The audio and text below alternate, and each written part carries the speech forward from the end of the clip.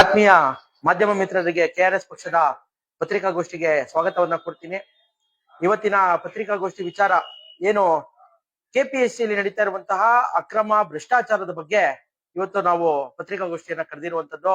ಕಳೆದ 2012-13ರಿಂದನೂ ಕೆಪಿಎಸ್ಸಿಯ ಕರ್ಮಕಾಂಡಗಳು ದಿನನಿತ್ಯ ಮತ್ತೆ ಪರೀಕ್ಷೆಯ ಸಂದರ್ಭದಲ್ಲೆಲ್ಲ ಆಗ್ತಾನೆ ಬರ್ತಾ ಇದಾವೆ. ನಾವು ಕೆಆರ್ಎಸ್ ಪಕ್ಷ ಮತ್ತು ಅದಕ್ಕೆ ಮುಂಚೆ ಏನು ಲಂಚಮುಕ್ತ ಕರ್ನಾಟಕ ನಿರ್ಮಾಣ ವೇದಿಕೆ ವತಿಯಿಂದ ನಮ್ಮ ಪಕ್ಷದ ಗೌರವಾಧ್ಯಕ್ಷರಾದ ರವಿಕೃಷ್ಣ ರೆಡ್ಡಿ ಅವರು ಅಧ್ಯಕ್ಷರಾಗಿರುವಂತಹ ದೀಪಕ್ ಸಿಎನ್ ಅವರು ಎಷ್ಟು ಹೋರಾಟಗಳನ್ನ ಮಾಡಿದ್ದಾರೆ ಅಂತ ನಿಮ್ಗೆಲ್ಲ ಗೊತ್ತಿದೆ.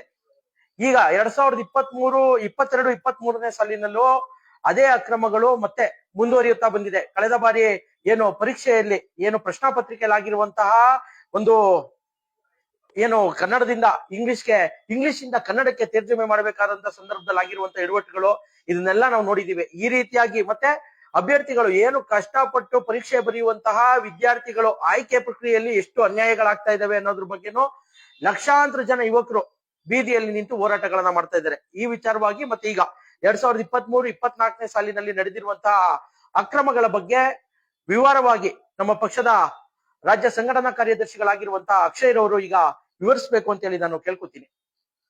ಎಲ್ಲಿಗೂ ನಮಸ್ಕಾರ. ಇವತ್ತಿನ ಪತ್ರಿಕಾಗೋಷ್ಠಿಗೆ ಮುಖ್ಯವಾಗಿ ಕಳೆದ ಒಂದು ತಿಂಗಳ ಹಿಂದೆ ಕೆಪಿಎಸ್ಸಿ ಏನು ಕೆಎಎಸ್ ಅಧಿಕಾರಿಗಳು 384 ಗೆಜೆಟೆಡ್ ಪ್ರೊಬೇಷನರ್ಸ್ ಅಂತ ಏನ್ ಹೇಳ್ತೀವಿ ನಾವು, ಕೆಎಎಸ್ ಅಧಿಕಾರಿಗಳು, ರಾಜ್ಯದ ಆಡಳಿತ ಅಧಿಕಾರಿಗಳು, ಕರ್ನಾಟಕ ಆಡಳಿತ ಅಧಿಕಾರಿಗಳು ಅಂತ ನಾವೇನ್ ಹೇಳ್ತೀವಿ, ಇಡೀ ರಾಜ್ಯದ ಆಡಳಿತವನ್ನ ನಡೆಸೋರು ಹಾಗೂ ಯಾವಾಗ ಈಗ ಕೆಎಎಸ್ ಅಧಿಕಾರಿಗಳಾಗಿ ಆಯ್ಕೆ ಆಗ್ತಾರೆ ಅವರು ಕೇವಲ 8-10 ವರ್ಷಗಳಲ್ಲಿ IAS ಅಧಿಕಾರಿಗಳಾಗಿ ಇಡೀ ಜಿಲ್ಲೆಯನ್ನ ರಾಜ್ಯವನ್ನ ಮುನ್ನಡೆಸಿರ್ಬೇಕಾದ ಅಧಿಕಾರಿಗಳ ನೇಮಕಾತಿಯಲ್ಲಿ ಅಕ್ರಮಗಳು ಯಾವ ರೀತಿ ನಡೀತಾ ಇದೆ, ಇದು ಕಳೆದ 15-20 ವರ್ಷಗಳಿಂದ ಕೆಪಿಎಸ್ಸಿಯಲ್ಲಿ ಕೆಎಎಸ್ ಹುದ್ದೆಯಲ್ಲಿ ಮಾತ್ರ ಅಲ್ಲ, ಕೆಪಿಎಸ್ಸಿಯಲ್ಲಿ ನಡೆಯೋ ಪ್ರತಿ ಒಂದು ನೇಮಕಾತಿಯು ಹಗರಣವಾಗಿ, ಅಕ್ರಮವಾಗಿ, ಭ್ರಷ್ಟಾಚಾರವಾಗಿ ಅಲ್ಲಿನ ಕೆಪಿಎಸ್ಸಿ ಸದಸ್ಯರುಗಳು ಅಲ್ಲಿ ಒಂದು ಹುದ್ದೆಯನ್ನ ಮಾರಾಟ ಮಾಡೋ ಒಂದು ಕೇಂದ್ರವಾಗಿ ಕೆಪಿಎಸ್ಸಿ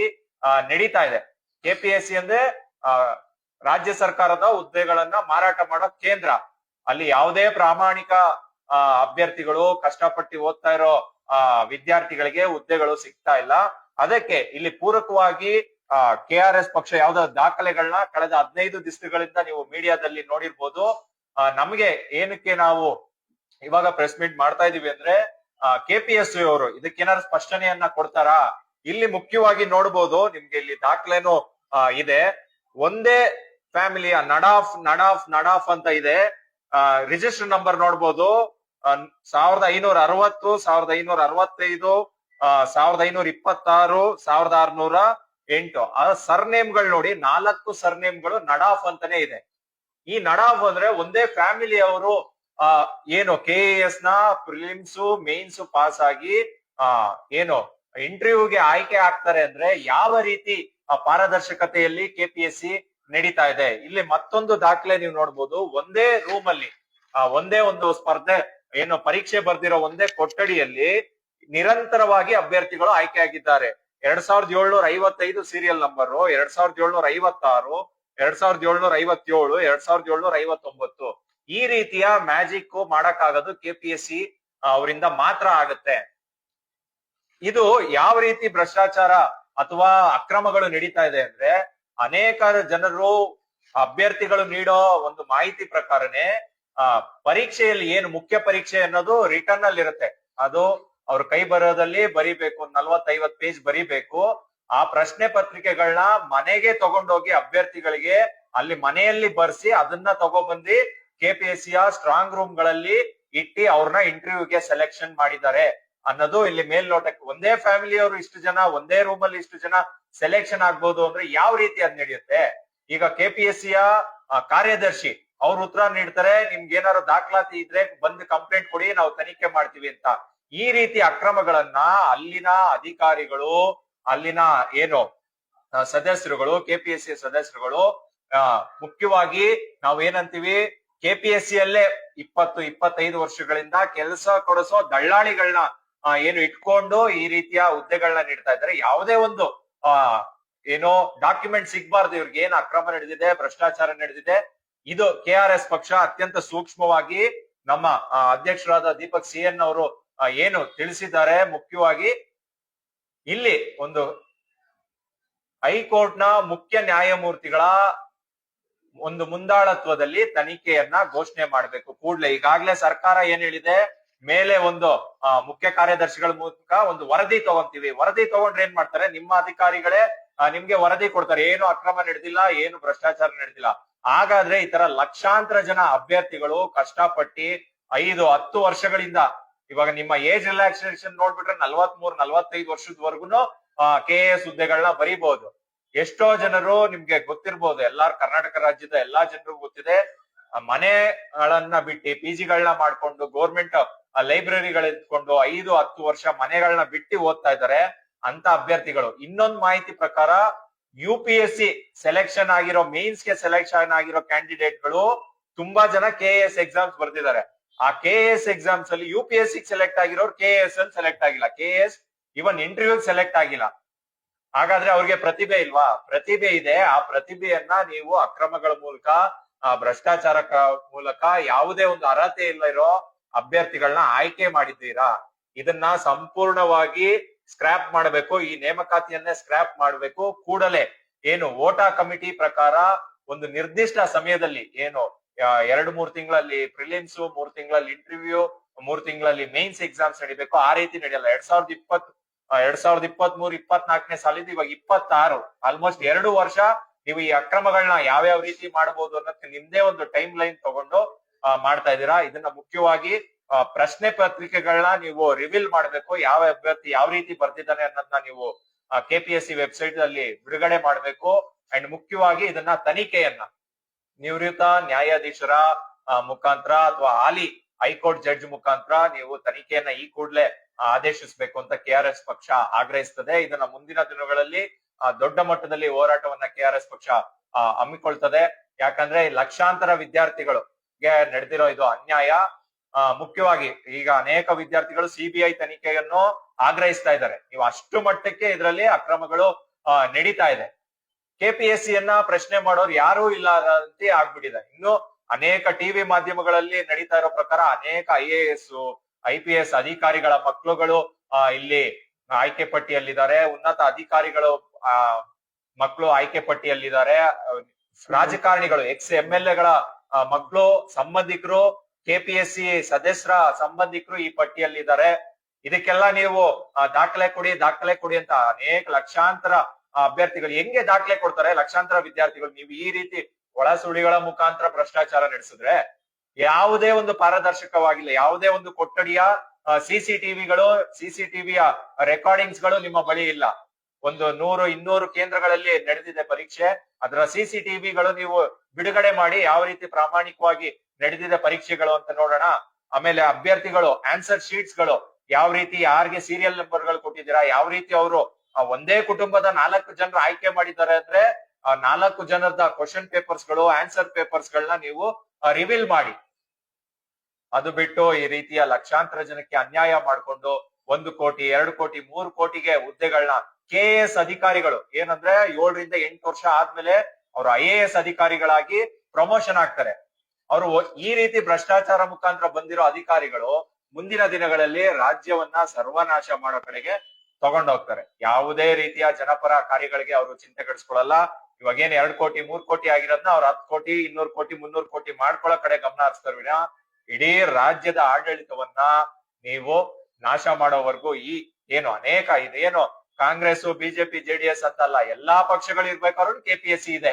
ಈಗೇನು BJP ಅವರು ಏನು ನಮ್ಮ ಅವಧಿಯಲ್ಲಿ ಏನು ನಡೆದೇ ಇಲ್ಲ ಅನ್ನೋ ತರ ಸದನದಲ್ಲಿ ಮಾತಾಡ್ತಾ ಇದ್ದಾರೆ. ಅವ್ರಿಗೆ ಯಾವುದೇ ನೈತಿಕತೆ ಇಲ್ಲ. ಇದೇ BJP ಸರ್ಕಾರ ಇದ್ದಾಗ ಅಮೃತ್ ಪೋಲ್ ಅನ್ನೋ ಒಂದು ಅಧಿಕಾರಿಗಳ ಮುಖಾಂತರ PSI ಸ್ಕ್ಯಾಮ್ ನಡೆದಿ 1.5-2 ಕೋಟಿಗೆ PSI ಹುದ್ದೆಗಳನ್ನ ಮಾರಾಟ ಮಾಡ್ಕೊಂಡಿರೋ BJP ಸರ್ಕಾರ ಇವತ್ತು ಸದನದಲ್ಲಿ ನಿಂತ್ಕೊಂಡು ಮಾತಾಡ್ತಾ ಇದೆ. ಇವಾಗ ಕಾಂಗ್ರೆಸ್ ಅವ್ರು ಬಂದ್ರು ಅದೇ ಕತೆ, BJP ಅವರು ಬಂದ್ರೆ ಕಂಪ್ಲೀಟ್ KPSC ಅವ್ರನ್ನ ಸದಸ್ಯರನ್ನೆಲ್ಲ ಏನ್ ಇವಾಗ ಸಂವಿಧಾನಾತ್ಮಕವಾಗಿ ಅವ್ರಿಗೆ ಹಕ್ಕು ಕೊಟ್ಟಿದೆ. ಪ್ರೆಸಿಡೆಂಟ್ ಅವರೇ ಅವ್ರನ್ನ ಇಂಪೀಚ್ಮೆಂಟ್ ಮುಖಾಂತರ ಅವ್ರನ್ನ ರಿಲೀಸ್ ಮಾಡ್ಬೇಕಾಗುತ್ತೆ. ಅವ್ರ ಹುದ್ದೆಗಳಿಂದ ಪದಚ್ಯುತಿಗೊಳಿಸ್ಬೇಕಾಗುತ್ತೆ. ಇದನ್ನ ಒಂದು ಅಡ್ವಾಂಟೇಜ್ ತಗೊಂಡು ಸರ್ಕಾರಗಳು ನಮ್ಗೆ ಏನು ಮಾಡಕ್ಕಾಗಲ್ಲ. ಇದು ರಾಜ್ಯದ ಯುವಕರ ಜೊತೆ KRS ಪಕ್ಷ ಇದೆ. ಮುಂದಿನ ದಿನಗಳಲ್ಲಿ ಈ KPSC ಕಂಪ್ಲೀಟ್ KS ನೋಟಿಫಿಕೇಶನ್ ನ ಸ್ಕ್ರಾಪ್ ಮಾಡಿ ಮುಖ್ಯವಾಗಿ KS ಅದೇನ್ ಪ್ರಿಲಿಮ್ಸ್ ಎಕ್ಸಾಮಿನೇಷನ್ ಅಲ್ಲೂ ಸಂಪೂರ್ಣವಾಗಿ ಕನ್ನಡ ವ್ಯಾಕರಣಗಳೇ ಒಂದಕ್ಕೊಂದು ಸಂಬಂಧ ಇರ್ಲಿಲ್ಲ. ಅದನ್ನು ನೀವು ಯಾವುದೇ ಕೋರ್ಟಿನ ಯಾರಿಗೂ ನಿಮ್ಗೆ ಹೇಳೋರ್ ಕೇಳೋರ್ ಇಲ್ಲೇ ಇಲ್ಲ. ಅಭ್ಯರ್ಥಿಗಳು ಅಷ್ಟೇ ಇದನ್ನ ನೀವು ಗಮನಿಸ್ಬೇಕು. ಲಕ್ಷಾಂತರ ಜನ, ಅಂದಾಜು 5 ರಿಂದ 6 ಲಕ್ಷ ಜನ KS ಹುದ್ದೆಗೆನೆ ಅಪ್ಲಿಕೇಶನ್ ಹಾಕಿದೀರಾ. ನೀವು ಏನ್ ಮಾಡ್ತಾ ಇದ್ದೀರಾ ಇದನ್ನೇ ಮುಖ್ಯವಾಗಿ ಗಮನಿಸ್ಬೇಕು.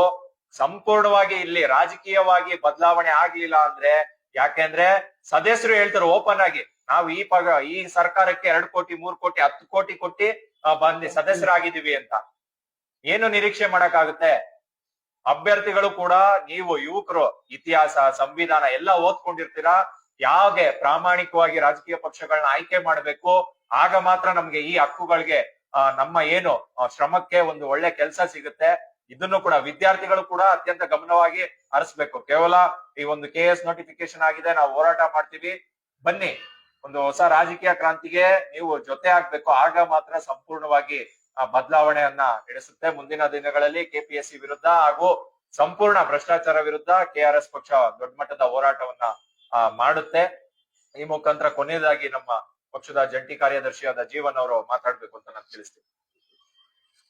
ಇಷ್ಟು ಹೇಳದಂತ ಅಕ್ಷಯ್ ಅವರು ಈಗೆಲ್ಲ ಹೇಳಿದ್ರು ಏನೇನಾಗಿದೆ, ಯಾವ್ಯಾವ ರೀತಿಯಾಗಿ ಅಕ್ರಮಗಳಾಗಿದೆ. ಈ ವಿಚಾರದಲ್ಲಿ ಯಾವುದು ಪಾರದರ್ಶಕತೆ ಬಹಳ ಮುಖ್ಯ. ಈಗ 384 ಜನನ ಏನು ನೀವು ಆಯ್ಕೆ ಮಾಡಿದ್ದೀರಾ, ಅವ್ರು ಬರ್ದಿರುವಂತ ಆನ್ಸರ್ ಶೀಟ್ ಅನ್ನ ಬಿಡಿ, ವೆಬ್ಸೈಟ್ ಅಲ್ಲಿ ಬಿಡಿ, ನೋಡ್ಲಿ. ಯಾಕಂದ್ರೆ 6 ಲಕ್ಷ ಜನ ವಿದ್ಯಾರ್ಥಿಗಳು ಈ ಪರೀಕ್ಷೆಯನ್ನ ತಗೊಂಡಿರುವಂತದ್ದು. ಅದು ಏನು 5 ವರ್ಷ 6 ವರ್ಷ ಕಾದು ಬರ್ದಿರುವಂತ ಪರೀಕ್ಷೆಗಳಿದು. ಎಷ್ಟೆಲ್ಲಾ ಪ್ರಿಪರೇಷನ್ ಮಾಡ್ಕೊಂಡಿರ್ತಾರೆ, ಅವ್ರಿಗೂ ಗೊತ್ತಾಗ್ಬೇಕಲ್ವಾ. ಈಗ 384 ಜನನ್ನ ನೀವು ಯಾವ ರೀತಿಯಾಗಿ ಆಯ್ಕೆ ಮಾಡಿದ್ದೀರಾ? ಯಾಕಂದ್ರೆ ನಿಜವಾಗ್ಲೂ ಇದು ಮೇಲ್ನೋಟಕ್ಕೆ ಗಂಭೀರವಾದಂತ ಆರೋಪಗಳು. ಯಾಕಂದ್ರೆ ಇವತ್ತು ಆಯ್ಕೆ ಆಗಿರುವಂತವ್ರು ರಾಜಕಾರಣಿಗಳ ಮಕ್ಕಳು, ದೊಡ್ಡ ದೊಡ್ಡ ಶ್ರೀಮಂತರ ಮಕ್ಕಳು, ಮತ್ತೆ ಅಧಿಕಾರಿ ವರ್ಗದ ಮಕ್ಕಳು, IFS IPS IAS ಮಕ್ಕಳುಗಳು ಇವತ್ತು ಆಯ್ಕೆ ಆಗಿದ್ದಾರೆ. ಮತ್ತೆ ಒಂದೇ ಕೊಠಡಿಯಲ್ಲಿ ಅವರು ಜ್ಯೋತಿ ಅನ್ಸುತ್ತಲ್ಲ KPSC ಸೆಕ್ರೆಟರಿ, ಅವರು ಒಂದ್ ಕಡೆನೋ ಅಥವಾ ಮುಖ್ಯ ಕಾರ್ಯದರ್ಶಿಗಳು ಹೇಳ್ತಾ ಇದ್ರು, ಒಂದೇ ಕೊಠಡಿಯಲ್ಲಿ ಬರ್ದಿರೋರು ಯಾಕೆ ಪಾಸ್ ಆಗ್ಬಾರ್ದು, ಯಾಕೆ ಇಂಟರ್ವ್ಯೂಗೆ ಆಯ್ಕೆ ಆಗ್ಬಾರ್ದು ಅಂತ. ಯಾವ ರೀತಿ ಅದು ಹಾಸ್ಯಾಸ್ಪದವಾಗಿದೆ. ಇಲ್ಲಿ ಇವ್ರು ಒಂದೇ ಕೊಠಡಿಲೇ ಬರ್ದಿರ್ತಾರೆ. ಯಾಕಂದ್ರೆ ನಡಾಫ್ ಅನ್ನುವಂತ 4 ಜನ ಒಂದೇ ಕುಟುಂಬದವರು ಒಂದೇ ಕೊಠಡಿಯಲ್ಲಿ ಬರ್ದಿರುವಂತದ್ದು. ಇನ್ನೊಂದು ನಿಜವಾಗ್ಲೂ 755 ಕಂಟಿನ್ಯೂಸ್ ಸೀರಿಯಲ್ ನಂಬರ್. ಇವ್ರು ಹೇಳ್ದಂಗೆ, ಅಕ್ಷಯ್ ಅವರು ಹೇಳ್ದಂಗೆ, ಇವರು ನಿಜವಾಗ್ಲೂ ಎಕ್ಸಾಮ್ ಸೆಂಟರ್ ಗಳಲ್ಲಿ ಎಕ್ಸಾಮ್ ಬರ್ದಿರೋರಲ್ಲ. ಮೋಸ್ಟ್ಲಿ ಮನೇಲೆ ಕೂತ್ಕೊಂಡು ಪರೀಕ್ಷೆ ಬರೆದು ಇವರು ಉತ್ತರ ಪತ್ರಿಕೆಗಳನ್ನ ಯಾವ್ದೋ ಒಬ್ಬ ಸದಸ್ಯ ತಗೊಂಡೋಗಿ ಸ್ಟ್ರಾಂಗ್ ರೂಮ್ ಅಲ್ಲಿ ಇಟ್ಟಿರ್ಬೋದು. ಅದು ನಮ್ಗೆ ನಿಜವಾಗ್ಲೂ ಈ ವಿಚಾರದಲ್ಲಿ ಇಲ್ಲಿ ಏನೋ ಒಂದು ಅಕ್ರಮ ನಡೆದಿದೆ ಅನ್ನೋದು ಖಾತ್ರಿ ಆಗ್ತಾ ಇದೆ. ಹಾಗಾಗಿ ಕರ್ನಾಟಕ ರಾಷ್ಟ್ರ ಸಮಿತಿ ಪಕ್ಷದ ಆಗ್ರಹ ಏನು, SIT ರಚನೆ ಆಗ್ಬೇಕು ಇಲ್ವಾ, ಒಂದು ನ್ಯಾಯಾಂಗ ತನಿಖೆ ಆಗ್ಲೇಬೇಕು ಅಂತ ಹೇಳಿ ಕರ್ನಾಟಕ ರಾಷ್ಟ್ರ ಸಮಿತಿ ಪಕ್ಷ ಆಗ್ರಹ ಮಾಡುತ್ತೆ. ಮತ್ತೆ ಈ ಕೂಡಲೇ ಅದೇನು 1-3 ಅಭ್ಯರ್ಥಿಗಳ ಪಟ್ಟಿಯನ್ನ ತಡೆ ಹಿಡಿಬೇಕು. ಈಗ ಎಷ್ಟೆಲ್ಲಾ ಆಗ್ತಾ ಇದೆ, ರಾಜ್ಯದ ಜನ ಕೇಳ್ತಾ ಇದ್ದಾರೆ, ಅಭ್ಯರ್ಥಿಗಳು ಕೇಳ್ತಾ ಇದ್ದಾರೆ, ವಿದ್ಯಾರ್ಥಿಗಳು ಏನು 6 ಲಕ್ಷ ಜನ ಪರೀಕ್ಷೆ ಬರೆದಂತವ್ರು ಆಗ್ರಹ ಮಾಡ್ಬೇಕಿತ್ತು. ಇವತ್ತು ಬೀದಿಗೆ ಇಳಿದು ನಿಜವಾಗ್ಲೂ ಹೋರಾಟ ಮಾಡ್ಬೇಕಿತ್ತು. ಇದು ದೊಡ್ಡ ಮಟ್ಟದ ಅಕ್ರಮ, ರಾಜ್ಯದಲ್ಲಿ ಆಗಿರುವಂತದ್ದು ದೊಡ್ಡ ಮಟ್ಟದ ಅಕ್ರಮಗಳು. ಇದ್ರ ಬಗ್ಗೆ ಕರ್ನಾಟಕ ರಾಷ್ಟ್ರ ಸಮಿತಿ ಪಕ್ಷ ಇದನ್ನ ಮುಂದುವರಿಸುತ್ತೆ. ಮತ್ತೆ ಯಾರ್ಯಾರು ಪರೀಕ್ಷೆ ನಾವು ತಗೊಂಡಿದ್ದೀರಾ, ಬನ್ನಿ ನಮ್ಮ ಜೊತೆ ಕೈ ಜೋಡಿಸಿ ಇಲ್ಲಿ ಆಗಿರುವಂತ, ಯಾಕೆಂದ್ರೆ ಇವತ್ತು ನಿಮ್ದು ಆಯ್ತು, ನಿಮ್ಮ ಹಿಂದೆ ಬರುವಂತ ಅಭ್ಯರ್ಥಿಗಳು ಇವತ್ತಿನ ಯುವ ಜನತೆಗೆ ಎಲ್ಲಿ ಕೆಲಸ ಸಿಗ್ತಾ ಇದೆ? ಈ ಅಕ್ರಮಗಳು ನಿಲ್ಬೇಕು ಅಂದ್ರೆ KPSC ಶುದ್ಧ ಆಗ್ಬೇಕು. 2 ಕೋಟಿ 3 ಕೋಟಿ 10 ಕೋಟಿವರೆಗೂ ಕೊಟ್ಟು ಬಂದು ಸದಸ್ಯರಾಗುವಂತದ್ದು ಏನಕ್ಕೆ? ಈ ರೀತಿಯಾಗಿ ದಳ್ಳಾಳಿ ಕೆಲಸ ಮಾಡೋದಿಕ್ಕೆ, ಯಾರಿಗ್ ಬೇಕು ಅವ್ರಿಗೆ ಸೀಟನ್ನ ಕೊಡೋದಿಕ್ಕೆ. ಇವತ್ತು ರಾಜ್ಯದಲ್ಲಿ ಏನು ಸರ್ಕಾರಿ ಕೆಲಸಗಳು ಬಿಕಾರಿ ಆಗ್ತಾ ಇದೆ. ಇಷ್ಟ ಬಂದಿದ್ ರೇಟ್ಗೆ ಮಾರಾಟಗಳಾಗ್ತಾ ಇದಾವೆ. ಇವರೆಲ್ಲ ನಮ್ಗೆ ಏನು ತಹಸೀಲ್ದಾರ್ ಆಗಿ ಬಂದು ಕೂತ್ಕೊಂಡು ಅಥವಾ ಏನು ಜಿಲ್ಲಾಧಿಕಾರಿಗಳಾಗಿ ಬಂದು ಕೂತ್ಕೊಂಡ್ರೆ ನಮ್ಮ ಜಿಲ್ಲೆಯನ್ನ ಸುಧಾರಿಸ್ತಾರ, ನಮ್ಮ ತಾಲೂಕುಗಳನ್ನ ಸುಧಾರಿಸ್ತಾರ, ಅಥವಾ ಇವ್ರು ಕೊಟ್ಟಿರುವಂತ ಹಣವನ್ನ ಯಾವ ರೀತಿಯಾಗಿ 2 ಪಟ್ಟು 3 ಪಟ್ಟು ಹೆಚ್ಚಿಗೆ ಮಾಡ್ಕೊಳ್ಳೋದು ಅಂತ ನೋಡ್ತಾರ. ಈ ಕಾರಣದಿಂದಾಗಿ ಇವತ್ತು ಬರ್ತಾ ಇರುವಂತಹ ಏನು ಹೊಸದಾಗಿ ತಹಸೀಲ್ದಾರ್ಗಳಾಗಿ ಬರ್ತಾರೆ, ಜಿಲ್ಲಾಧಿಕಾರಿಗಳಾಗಿ ಬರ್ತಾರೆ, ಬಂದು 2-3 ತಿಂಗಳಲ್ಲೇನೆ ಲೋಕಾಯುಕ್ತಗೆ ಬಲೆಗೆ ಬೀಳ್ತಾ ಇರುವಂತದ್ದು ಈ ಕಾರಣದಿಂದ. ಯಾಕಂದ್ರೆ ಕೋಟ್ಯಾಂತರ ರೂಪಾಯಿ ಕೊಟ್ಟು ಬಂದಿರ್ತಾರೆ, ಯಾವುದೇ ರೀತಿಯ ಅರ್ಹತೆಗಳಿರಲ್ಲ ಅವ್ರಿಗೆ. ಅರ್ಹತೆ ಇಲ್ಲದೆ ಇರೋ ಕಾರಣಕ್ಕೆ ಹಣ ಕೊಟ್ಟು ಆ ಪದವಿಗೆ ಬಂದಿರ್ತಾರೆ. ಪದವಿಗೆ ಬಂದ ನಂತರ ಮಾಡ್ಬೇಕಲ್ಲ ಅಕ್ರಮಗಳನ್ನ, ಲಂಚವನ್ನ ತಗೋಬೇಕಲ್ಲ. ಹೀಗಾಗಿ ಕರ್ನಾಟಕ ರಾಷ್ಟ್ರ ಸಮಿತಿ ಪಕ್ಷದ ಆಗ್ರಹ ಏನೋ ಭ್ರಷ್ಟಾಚಾರ ನಿಲ್ಬೇಕು, ಲಂಚವನ್ನ ನಿಲ್ಲಿಸ್ಬೇಕು, ಹಾಗೆ ಪಾರದರ್ಶಕತೆ ಬರ್ಬೇಕು. ನಾವು ಆಡಳಿತದಲ್ಲಿ ಪಾರದರ್ಶಕತೆ ಕೇಳ್ತಾ ಇದೀವಿ. ಅದೇ ರೀತಿಯಾಗಿ ಪರೀಕ್ಷೆಗಳಲ್ಲಿ ಬರ್ದಿರುವಂತವ್ರು ಏನು ಇವತ್ತು ಆಯ್ಕೆ ಆಗಿದ್ದಾರೆ, 384 ಜನ ಅಭ್ಯರ್ಥಿಗಳ ಇವತ್ತು ಏನು ನೀವು ಆಯ್ಕೆ ಮಾಡಿದ್ದೀರಾ, ಸಂಪೂರ್ಣವಾಗಿ ಅವ್ರು ಬರ್ದಿರುವಂತ ಉತ್ತರ ಪತ್ರಿಕೆಯ ವೆಬ್ಸೈಟ್ ನಲ್ಲಿ ಕಡ್ಡಾಯವಾಗಿ ನೀವು ಪ್ರದರ್ಶನ ಮಾಡ್ಲೇಬೇಕು ಅನ್ನೋದು ಸಹ ಕರ್ನಾಟಕ ರಾಷ್ಟ್ರ ಸಮಿತಿ ಪಕ್ಷದ ಆಗ್ರಹ. ಇಷ್ಟನ್ನ ಹೇಳ್ತಾ ಮಾಧ್ಯಮ ಮಿತ್ರರು ಈ ವಿಚಾರವನ್ನ ತಮ್ಮ ಮಾಧ್ಯಮದಲ್ಲಿ ಪ್ರಸಾರ ಮಾಡುವ ಮೂಲಕ ಮತ್ತು ಪತ್ರಿಕೆಗಳಲ್ಲಿ ನಾಳೆ ಪ್ರಕಟಿಸುವ ಮೂಲಕ ಕೆಆರ್ಎಸ್ ಪಕ್ಷವನ್ನು ಬೆಂಬಲಿಸಬೇಕು. ಅದೇ ರೀತಿಯಾಗಿ ಇವತ್ತು ಯಾರು ಅನ್ಯಾಯಕ್ಕೆ ಒಳಗಾಗಿರುವಂತಹ ಅಭ್ಯರ್ಥಿಗಳ ಪರವಾಗಿ ನೀವೆಲ್ಲರೂ ನಿಲ್ಲಬೇಕು ಅಂತ ಹೇಳಿ ನನ್ನ ಕಳಕಳಿಯ ಮನವಿ. ದಯವಿಟ್ಟು ನಿಮ್ಮ ಸಹಕಾರ ನಮ್ಗಿರ್ಲಿ ಅಂತ ಕೇಳ್ಕೊತಾ ಮಾಧ್ಯಮ ಮಿತ್ರರದ ಏನಾದ್ರು ಪ್ರಶ್ನೆಗಳಿದ್ರೆ ತಾವು ಕೇಳ್ಬೋದು ಅಂತ ಈ ಸಂದರ್ಭದಲ್ಲಿ ನಾನು ಕೇಳ್ತೀನಿ.